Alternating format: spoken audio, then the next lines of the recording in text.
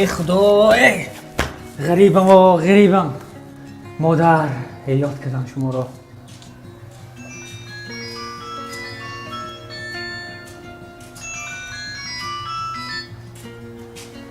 آه سلام. کی؟ شناختم. شما چه؟ کارو خوب؟ رحمت. چی؟ زندگی شرمندگی. Да. Ага. Хорошо. Я потом перезвоню. Хорошо. Салом алейкум. سلام رئیس جان. چرا اینقدر زندگی میگویی؟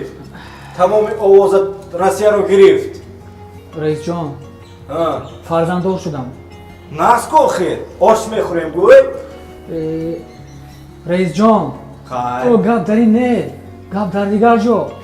او من 3 سال اینجا نیست و تو زنم رو ندیدم. نسکو خیر. 3 سال در اینجا کار میکنی؟ پول به دست آوردی؟ میری ماشین؟ برای بچت خونه میخری؟ نسکو خیر.